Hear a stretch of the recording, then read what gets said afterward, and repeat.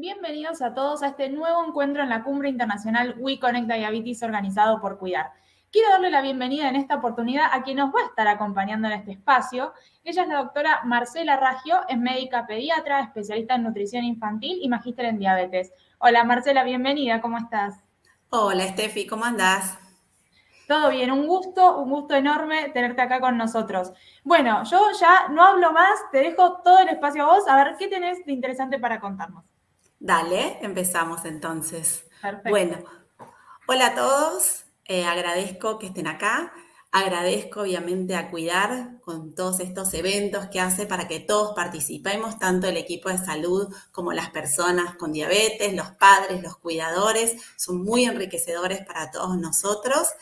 Y agradezco también a Medtronic la posibilidad de darme la oportunidad también de estar acá con ustedes y abordar en un ratito el tema de cómo, cuándo y por qué utilizar la tecnología en niños y adolescentes con diabetes. Empezamos.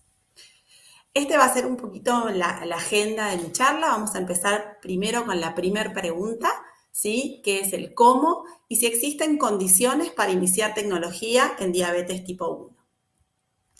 Sabemos hoy que el tratamiento intensificado es la elección desde el inicio en los niños y adolescentes con diabetes. ¿Por qué? Simplemente porque tiene mayor similitud al modelo fisiológico y esto nos permite desde el inicio tratar de preservar la función residual de la célula beta, es decir, tratar de preservar un poquito la secreción endógena de insulina. También permite suavizar la excursión asociada a las comidas, disminuyendo la variabilidad, y esto sabemos que tiene un impacto positivo en el desarrollo neurocognitivo de los niños, sobre todo los niños pequeños, y además, por muchísima evidencia que se fue dando a lo largo de ya muchos años, 30, 40 años, sabemos que nos da un control glucémico más efectivo, que previene y o pospone las complicaciones, tanto complicaciones crónicas como agudas de la enfermedad. ¿Cómo se implementa un tratamiento intensificado en pediatría? Lo primero que sabemos es que el tratamiento intensificado tiene varios componentes, ¿sí? Es un tratamiento complejo, ¿sí? Donde va a haber un componente importantísimo que es todo lo que tiene que ver con la estimación de la ingesta y la adecuación de la insulina a que los chicos o adolescentes comen, ¿sí? Y esto va a tener que ver con el conteo de carbohidratos. Primero será más simple, luego iremos avanzando en lo que tiene que ver con el conteo. Con la insulinización, y la insulinización la vamos a poder lograr mediante dos formas. ¿Sí? Primero es el MDI o las múltiples inyecciones de insulina, donde en general vamos a estar utilizando análogos de acción prolongada, ¿sí? Que van a ser como una plataforma para que después nosotros podamos comenzar con cada comida a aplicar bolos de insulina de acción rápida, así que van a lograr disminuir las excursiones que normalmente tenemos cuando comemos. Y la otra forma de implementar la insulinoterapia intensificada es con una bomba de infusión continua de insulina, que se asemeja un poquito más a la secreción normal de insulina por el páncreas sano. Recordemos que las bombas de insulina solo utilizan insulina de acción rápida. ¿Y por qué? ¿Sí? Todo esto, el tratamiento intensificado y tratar de lograr los objetivos de control glucémico, principalmente, como dijimos antes, porque esto nos va a permitir lograr una insulinización más fisiológica, más parecida a lo que hace el páncreas cuando funciona en forma óptima, ¿sí? Y también nos va a permitir disminuir las complicaciones tanto agudas como crónicas de la diabetes. En general, nosotros pediatras nos vamos a basar en las recomendaciones de ISPAD, que es la Sociedad Internacional de Diabetes en Pediatría y Adolescencia, ¿sí? Y ellos nos proponen una hemoglobina glicosilada menor a 7, y esto hablaría de un control óptimo de nuestros pacientes que tienen diabetes. Esto se traduce en una glucemia en ayunas, aproximadamente entre 70 y 130, y 2 horas después de comer, una glucemia que no pase los 180 miligramos por ciento o por decilitro. Sabemos que la hemoglobina glicosilada solo nos refleja un promedio, no nos habla de excursiones glucémicas, ni en altas ni en bajas, ¿sí? Y entonces, con los nuevos sistemas de monitoreo glucémico continuo, ¿sí? Hoy contamos con nuevas métricas que nos permiten tener como una visualización mucho más completa del perfil glucémico de los niños y los adolescentes, ¿sí? Este es el consenso, que es del 2019, ¿sí? De tiempo en rango, que es la métrica como más importante que nosotros hoy estamos observando, sobre todo en los pacientes que tienen monitoreo glucémico continuo, ¿sí? Y sabemos que el tiempo en rango quiere decir el tiempo, ¿sí? En el que la glucemia se mantiene entre los valores deseados, y estos valores son 70 y 180, y la recomendación que el tiempo en que la glucemia está entre estos valores o permanece en estos valores sea mayor a un 70% del tiempo. ¿Sí? ¿Qué nos aporta el tiempo en rango? Entre otras cosas, que nos habla de tiempo en hipoglucemia y de tiempo en hiperglucemia, y categoriza estas dos categorías, por decirlo de alguna forma, ¿sí? En hiperglucemia moderada o hiperglucemia más severa, y acá hablamos de mayor a 250, y lo mismo con hipoglucemia, nos habla de alarma ante hipoglucemia con valores menores a 70, y ya hipoglucemia certificada con valores menores a 54, y nos da porcentajes de cada rango de valores, ¿sí? Entonces, de esta forma, nosotros podemos obviamente mirar mucho más, en una forma mucho más completa, cómo están nuestros pacientes y el riesgo tanto de hiper como de hipoglucemia.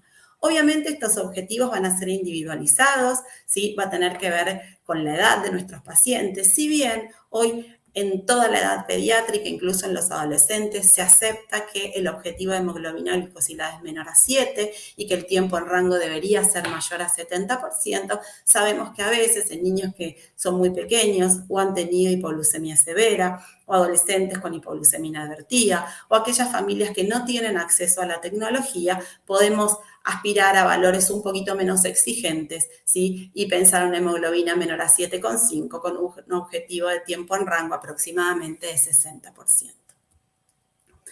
Igualmente, y con todas estas cosas que estuvimos hablando, nos damos cuenta que estos tratamientos son complejos, que llevan muchísima energía de las familias que tienen que implementarlo, de los adolescentes y de los chicos también, y en general esto se asocia con preocupaciones que son súper frecuentes en las familias de los niños con diabetes.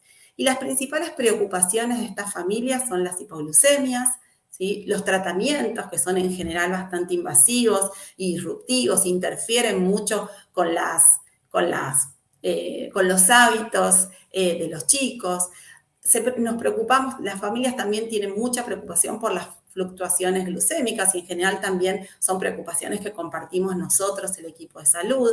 Tienen mucho miedo del bienestar del niño en otros ámbitos diferentes al de la familia. Ese chico tiene que ir a la escuela, va a ir al club, va a estar a cargo de otros cuidadores, y obviamente de las complicaciones a largo plazo. Todas estas preocupaciones, ¿sí? Pueden generar conflictos familiares, que los papás duerman mal, sensación un poco de falta de eficacia y de seguridad en el tratamiento que yo estoy implementando. A veces también, por temor a la hipoglucemia, conductas de evitación que me llevan a que los chicos se encuentren en valores en general altos y no puedan lograr los objetivos a pesar de muchísimo esfuerzo de las familias, y muchas veces ansiedad y distrés relacionado al cuidado de la diabetes. Y nos preguntamos con todo esto si la tecnología podría ayudarnos con todas estas preocupaciones, ¿sí?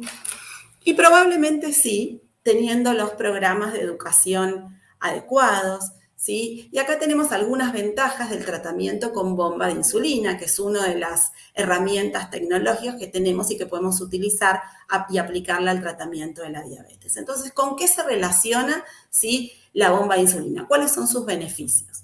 Lo primero es que en general todos los estudios que se fueron dando a lo largo de estos años nos muestran que los chicos y los adolescentes que reciben tratamiento con infusión continua de insulina tienden a tener menos riesgo de complicaciones agudas severas como hipoglucemia y cetoacidosis.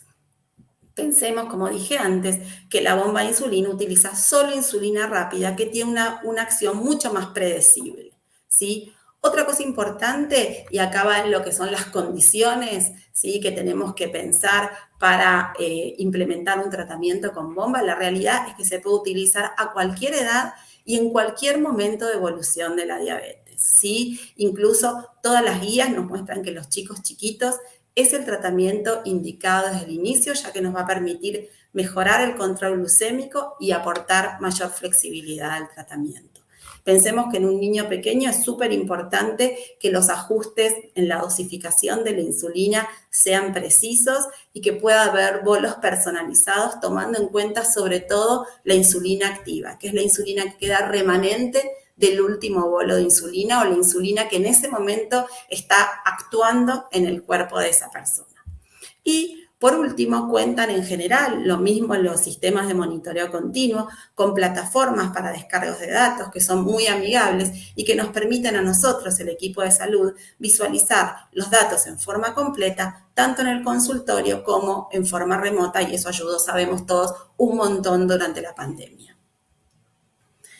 Entonces, si bien la tecnología están las bombas, están los sistemas de monitoreo glucémico continuo, sabemos que todo eso es una herramienta y que sin un programa de educación específica para optimizar su uso, esto no funciona y no da resultados. Es decir, lo importante es la tecnología, sin duda asociada a la educación específica para la familia. ¿Sí? Pensemos que los chicos se sienten seguros cuando los papás se sienten seguros, ¿sí? Cuando los padres tienen seguridad, confianza y se sienten capaces de trabajar para optimizar el tratamiento de sus hijos, ¿sí? Un programa de educación debe tener en cuenta todos los aspectos relacionados con el autocuidado de la diabetes y también debe incorporar todos los ámbitos donde el niño se mueve, ¿sí? Porque ese chico tiene que ir en forma segura a la escuela, tiene que ir en forma segura a un club y eso debe estar contemplado en los programas de educación.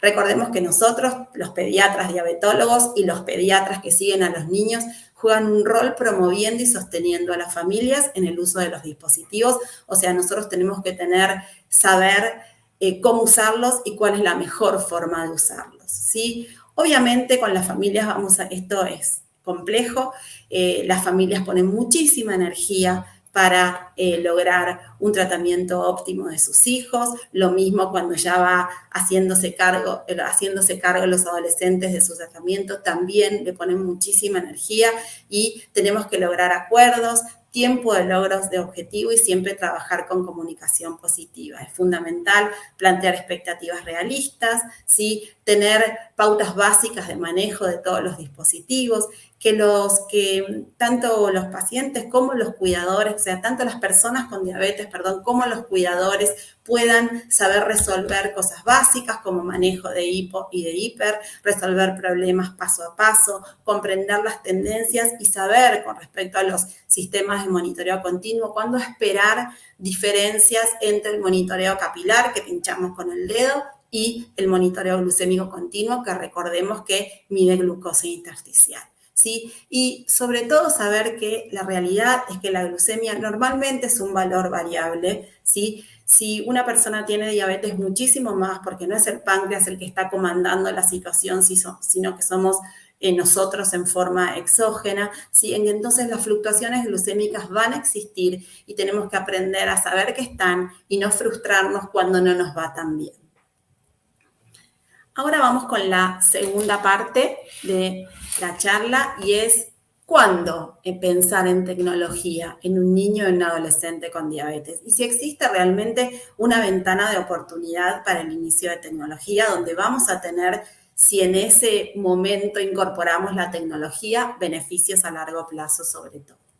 ¿Sí? Y acá un poco les voy a contar sobre qué nos basamos nosotros para buscar y para marcar los objetivos en las personas con diabetes, ¿sí? En general hay muchos países, ¿sí?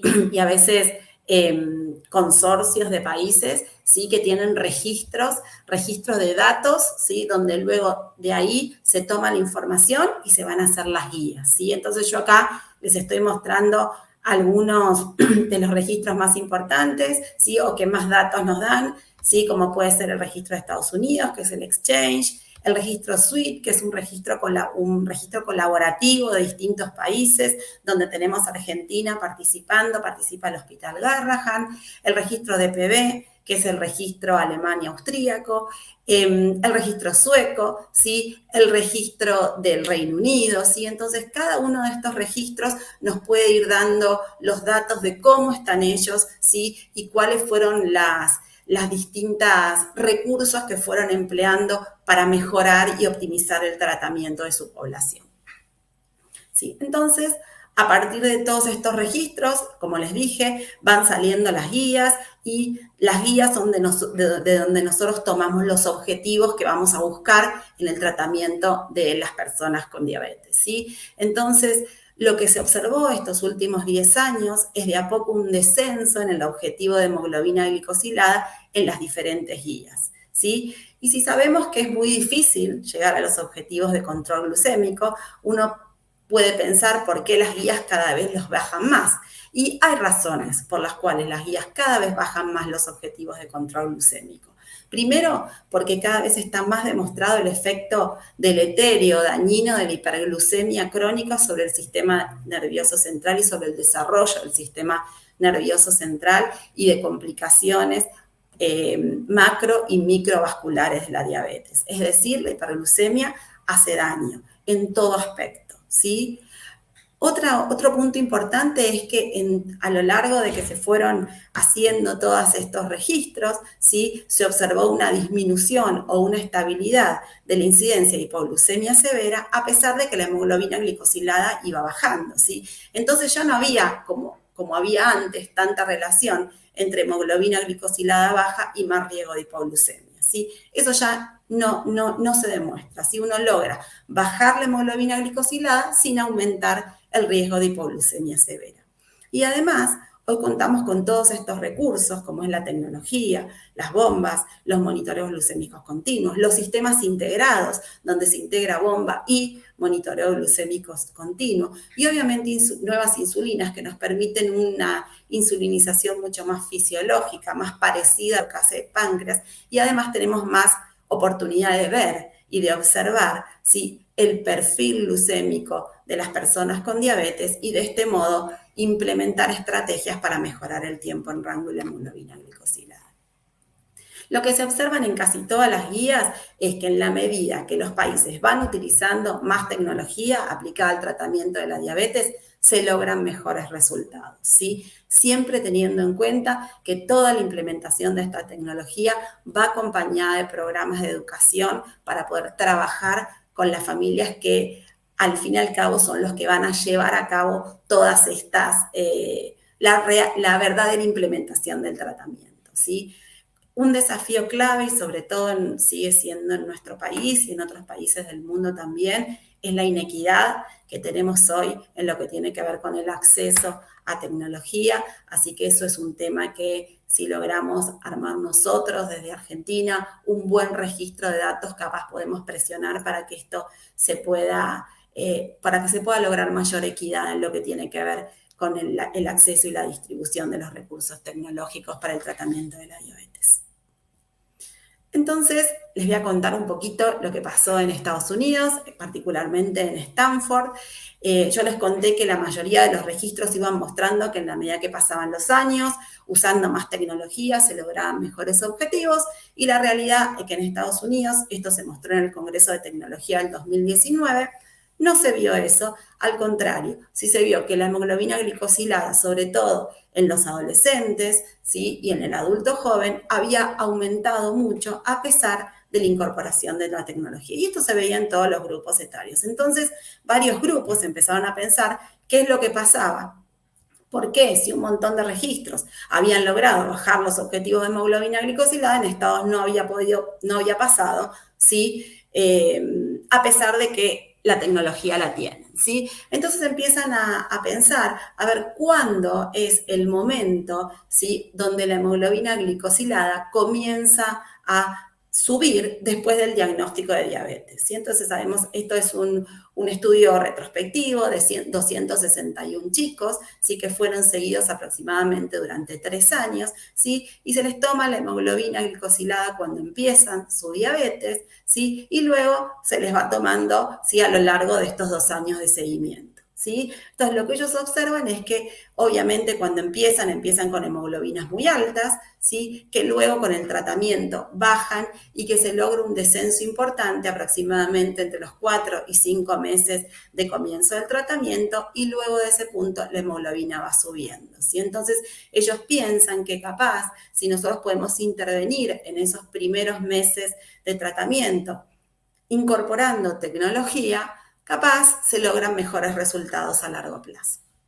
Entonces, programan empiezan a implementar un programa que se llama 4T, ¿sí? Y las 4T son por trabajo en equipo, por marcar objetivos y consensuarlos con las familias y con los adolescentes, objetivos de tratamiento, incorporación de tecnología. Ellos en este caso incorporan tecnología, monitoreo glucémico continuo en tiempo real e intentan que estos primeros meses lograr un control ajustado, y esto en general lo que va a implicar es que esa familia o ese adolescente tenga mucho contacto, ¿sí? Con el equipo tratante, como para poder lograr plantar una base sólida para que luego esto pueda tener impacto a largo plazo. Y con este programa ellos logran que la hemoglobina glicosilada, que en general al año y 3 meses de diabetes ellos la tenían muy cerquita de 8, era 7,94, logran con todo esto, ¿sí?, que esta hemoglobina glicosilada baje a 7,3, que es un montón. Sabemos que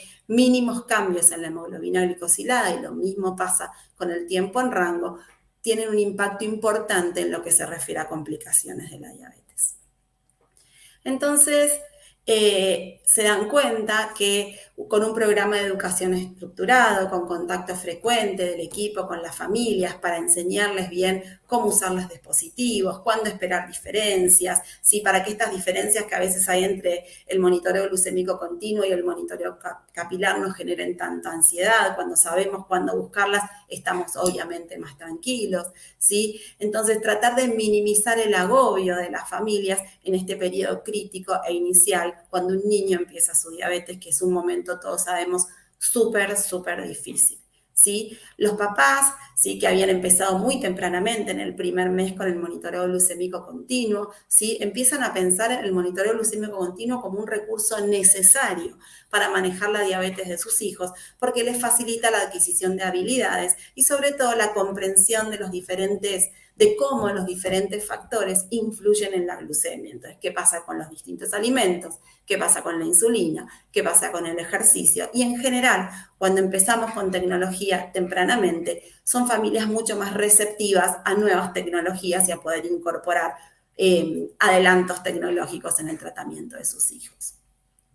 Las barreras que se encuentran son todo lo que tiene que ver con dificultades técnicas del dispositivo, ¿sí?, como la pérdida de señal, el periodo de inicio sin datos, ¿sí?, estas diferencias o estos problemas de exactitud que a veces presentan los monitores glucémicos continuos, pero bueno, trabajando en educación sobre eso se pueden ir salteando o aprendiendo a manejar estas limitaciones que tienen los sistemas actuales, ¿sí? Obviamente, capaz una de las barreras más importantes para la incorporación de tecnología, muchas veces, por ejemplo, son los adolescentes. Hay un montón de adolescentes que no quieren incorporar tecnología a su tratamiento porque les pesa, porque no quieren verse diferente a los demás o porque no les parece que les vaya a generar un beneficio. Eso es súper respetable, pero lo que tenemos de ventaja con la tecnología, que nosotros hemos aprendido de todos los chicos que utilizan tecnología a mirar las cosas diferentes, incluso en los que no la usan, ¿sí? O sea,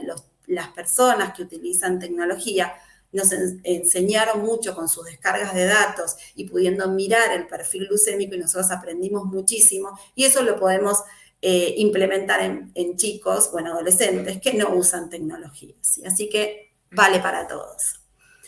Y por último, ¿sí?, vamos a pensar en el por qué, ¿sí? Si realmente necesitamos nuevas herramientas y avances en la tecnología aplicada al tratamiento de la diabetes. Entonces, ¿por qué pensamos en todo esto? Un poco lo dijimos, porque los registros nos muestran que todos los países, ¿sí?, que implementan tecnología en general tienen mejores resultados, y pareciera que cuanto antes yo empiezo a incorporar tecnología, ¿sí?, las cosas van mejor a largo plazo, ¿sí? Bien, Y esto un poco son 2 estudios de diferentes registros donde muestran, ¿sí?, cómo están los chicos, ¿sí?, con respecto a su control glucémico, ¿sí? Evidentemente hay cosas que faltan, ¿sí? Si nosotros nos fijamos, este estudio es un estudio que se llama SENSE, son 143 niños de 2 a 8 años. A estos chicos se le pone un monitoreo glucémico continuo ciego, o sea, las familias y los chicos no sabían que tenían el monitoreo glucémico continuo, ¿sí? Y lo que se hace es mirar el tiempo en rango. Y observamos que solamente estos niños, a pesar de que hacían casi 6 monitoreos por día, que estaban bien insulinizados, no lograban el objetivo de hemoglobina glicosilada, ¿sí?, ni tampoco el objetivo de tiempo en rango, porque fíjense que se rondaban alrededor de un 40% de tiempo en rango. El registro Exchange, este estudio es el que yo les comentaba, donde se observa que si miramos la curva azul, la hemoglobina en los últimos años aumentó, ¿sí? Y lo que muestra es que la realidad es que la mayoría de los participantes, y sobre todo en el rango etario de la adolescencia, tampoco alcanzan el control glucémico propuesto para edad. Por otro lado, ¿sí?, este es un estudio que está presentado en el Congreso de Tecnología del 2020, lo que nos muestra es que a mayor cantidad de bolos, es decir, a medida que yo el tratamiento lo hago más intensivo porque aplico más bolos por día, fíjense abajo, está marcada la cantidad de bolos que aplicaban por día, voy logrando menor hemoglobina glicosilada y aumenta el tiempo en rango. Es decir, yo tengo que tener un tratamiento intensificado y a mayor intensidad del tratamiento, con más aplicación de bolos, probablemente haciendo que la insulinización sea más parecida a lo que normalmente haga el páncreas, yo voy a tener menor hemoglobina glicosilada y mayor tiempo en rango, es decir, mayores resultados.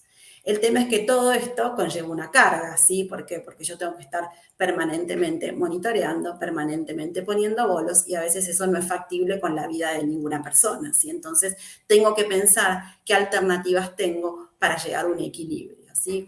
Este estudio es un estudio que muestra un monitoreo glucémico en tiempo real, en este caso el Guardian Connect, ¿sí?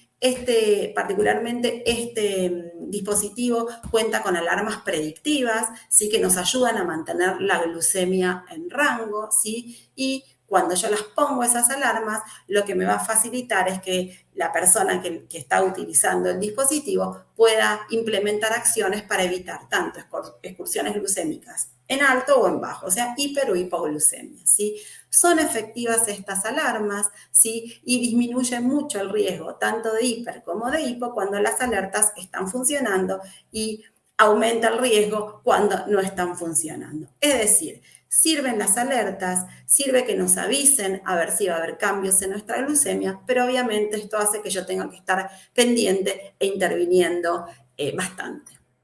Entonces, esto es lo que les quería decir. Estos sistemas son buenísimos, logran buenos resultados, pero hay bastante interacción del usuario con el sistema.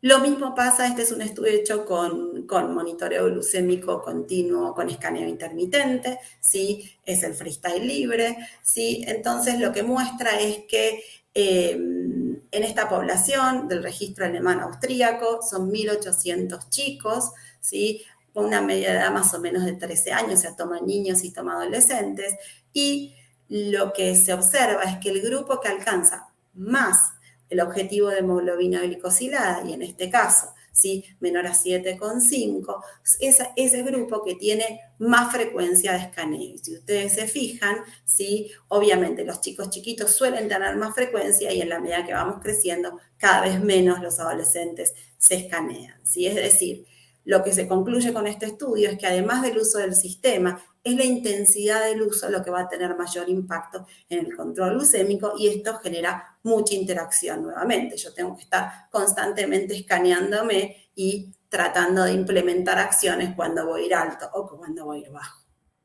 ¿Sí?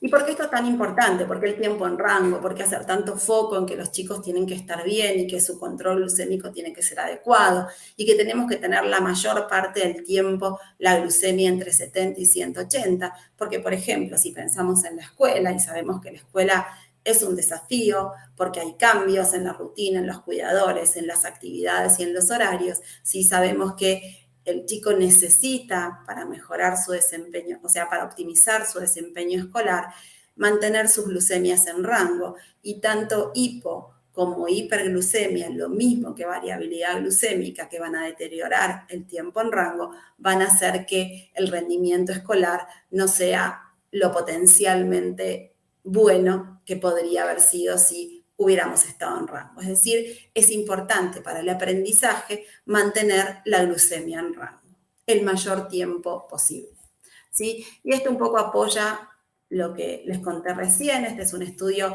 hecho en Dinamarca, en escuelas públicas de Dinamarca. La mayoría, pensemos que el 85% de los chicos en Dinamarca asisten a escuelas públicas. Entonces, en estas escuelas se hacen test estandarizados que son evaluados todo por computadora, si no hay intervención de los docentes, ¿sí? Y lo que evalúan es lectura y matemática. Y lo que se observa en estos test es que aquellos chicos que tenían hemoglobinas glicosiladas más bajas, ¿sí?, lograban mejores resultados en los test estandarizados de lenguaje y matemática. Y que aquellos chicos que pertenecían a este grupo, estaban en este grupo de buen control glucémico, en general no tenían diferencias cuando se evaluaba, por lo menos en estos test, con respecto a los niños que no tenían diabetes. Y es uno de los primeros estudios que nos muestra que logrando buen control glucémico no vamos a tener impacto sobre el desempeño escolar, y que los chicos con diabetes van a poder irles tan bien como aquellos niños sin diabetes, ¿sí? Y lo que se preguntan los autores es, ¿tendrá que ver todo esto con las modalidades terapéuticas y todos los avances tecnológicos? Probablemente sí, porque sabemos que en Dinamarca y en general en los países nórdicos, ¿sí?, el 60-70% de los niños usan bomba de infusión continua, y la mayoría de los chicos y los adolescentes tienen a disposición sistemas de monitoreo glucémico continuo. Entonces, por último, y acá hablando un poco de los avances, ¿sí?, o lo más avanzado en lo que tiene que ver con sistemas integrados y infusión continua, y digo integrados porque un sistema integrado es aquel donde la bomba y el sensor de monitoreo glucémico se comunican y se retroalimentan constantemente con la información, ¿sí? Estos sistemas integrados actualmente son automatizados porque cuentan justamente con algoritmos de automatización, ¿sí? Y que primero pensemos en qué es un algoritmo, ¿sí? Y un algoritmo, es un grupo de instrucciones que definen la secuencia de operaciones que resuelve un problema. ¿Y cómo lo podríamos aplicar nosotros al tratamiento de la diabetes? Entonces, mediante un algoritmo, ¿sí?, un sistema automatizado, en este caso podrían ser las bombas tanto 670G de Medtronic como 780G de Medtronic, y también un poquito 640, así que ya empezó con algo de automatización, con la suspensión predictiva, ¿sí? Este sistema, mediante este algoritmo, el sistema automatizado en la bomba, ¿sí?, tiene posibilidad de procesar la información que va entregando el sistema de monitoreo glucémico continuo, en este caso el sensor, y en función a eso hacer los ajustes, primero los cálculos necesarios y los ajustes para adaptar la cantidad de insulina a administrar en cada momento.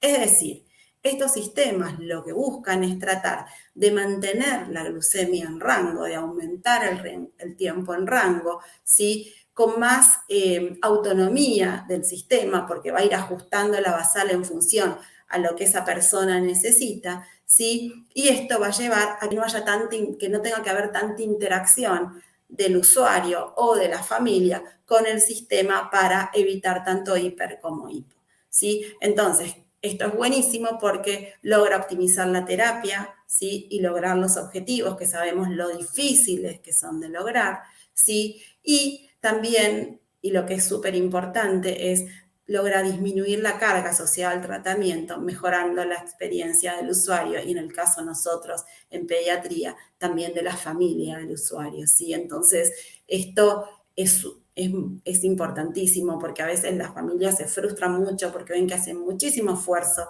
¿sí?, para mantener la glucemia en rango, y es muy difícil lograrlo, ¿sí? Esto capaz nos facilita un poquito todo esto.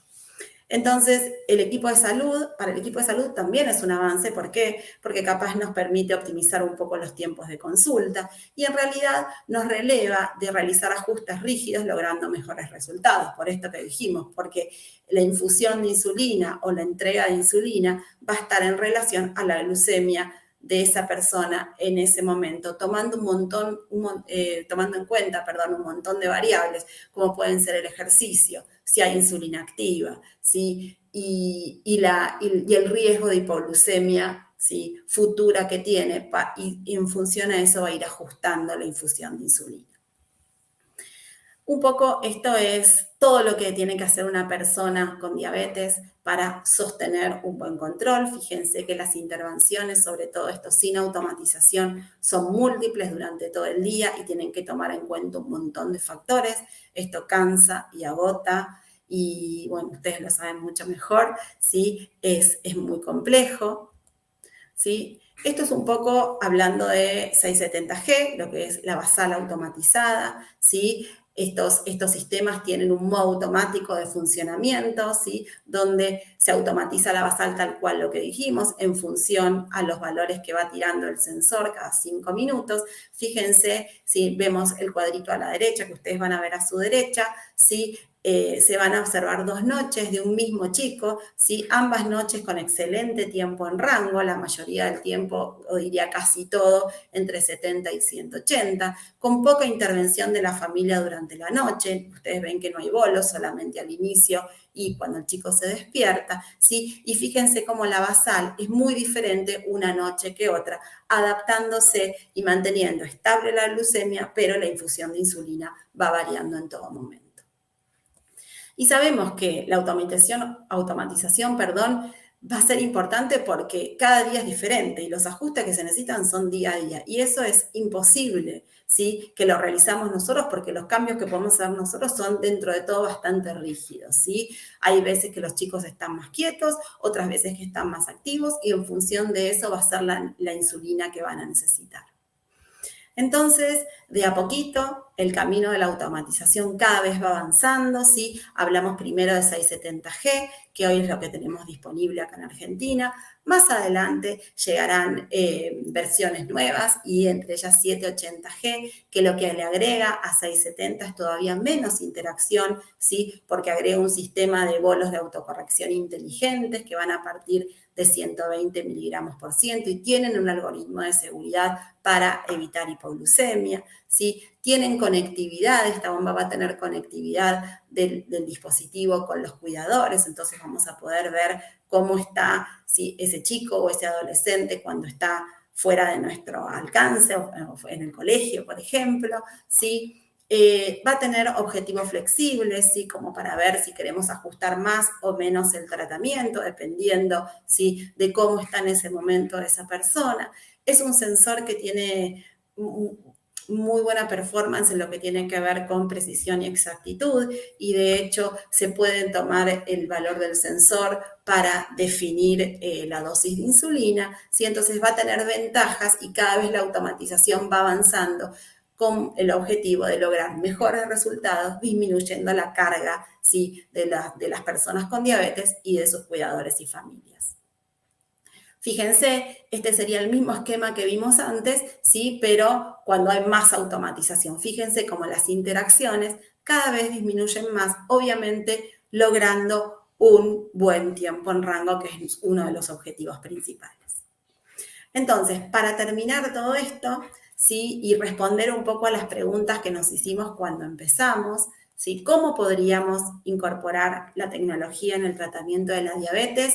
Y lo primero es formar equipos, ¿sí? Con una mirada multidisciplinaria, ¿sí? Con programas de educación estructurados, tratar de pensar que cuando ponemos un dispositivo tenemos que explicar cómo optimizar y cómo es el mejor funcionamiento de ese dispositivo, Tenemos que poder entrenar a los niños, niñas y adolescentes y sus familias, ¿sí? Desde el inicio, con el objetivo de sostener un adecuado control glucémico. Tenemos que explicar cuáles son los objetivos, qué es el tiempo en rango, cómo lo pueden mirar, cómo pueden ir viendo cómo impactan todas las acciones que ellos van implementando sobre el control glucémico de los chicos y los adolescentes. ¿Cuándo? La realidad es que hoy no hay un consenso que nos diga hay que empezar ahora, pero sí, de a poco todos los estudios nos van mostrando, ¿sí?, que hay un impacto positivo del uso de tecnología desde etapas tempranas, logrando optimizar el control metabólico. ¿Y por qué? ¿Sí? Porque sabemos que el tratamiento de la diabetes es complejo, ¿sí? Lleva muchísima energía de las familias, ¿sí? Requiere adquirir un montón de conocimientos y habilidades para poder llevarlo a cabo. Implica obviamente una carga extra en la vida cotidiana. Entonces, capaz, pensando estas modalidades automatizadas, donde se va a ir disminuyendo la interacción de los usuarios y de sus familias con los sistemas, ¿sí?, nos van a permitir aliviar un poco la carga, facilitando el tratamiento con mejores resultados clínicos. Bueno, les agradezco muchísimo que hayan estado acompañándome y bueno, nos veremos pronto seguro en otro encuentro de Cuidar. Súper interesante, Marcela, todo lo que nos contaste.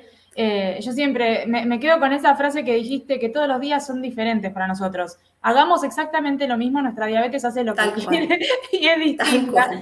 Aunque hoy esté haciendo lo mismo que mañana, va a ser diferente, y creo que es súper importante lo que mencionabas, nuestra relación con nuestro equipo de salud, para poder contarle, bueno, me pasa esto cuando como tal cosa, me pasa esto cuando hago tal otra cosa. Esa relación y la educación que nosotros tengamos para manejar nuestra diabetes de la mejor manera posible y nada, tener una vida como la de cualquier otra persona, ¿no? Totalmente, ese es el objetivo, que, o sea, puedan ser felices, hacer todas sus actividades, porque esto lo que queremos todos en la vida, digamos. Así que bueno, Tal cual. Nada, muchísimas gracias, Marcela, por haber sido parte también de esta Cumbre Internacional We Connect Diabetes de Cuidar. Gracias a ustedes. Fue un gusto enorme escucharte. Muy bien. Bárbara, Estefi, nos estamos viendo. Gracias a todos. Por favor. Bueno, también agradecemos fuertemente a Medtronic por ser patrocinadora oficial de esta cumbre y hacer posible este espacio. Y a todos los que están del otro lado les decimos que se queden ahí, que se queden conectados, porque hay mucho más contenido para ustedes, así que no se lo pierdan. Un beso grande.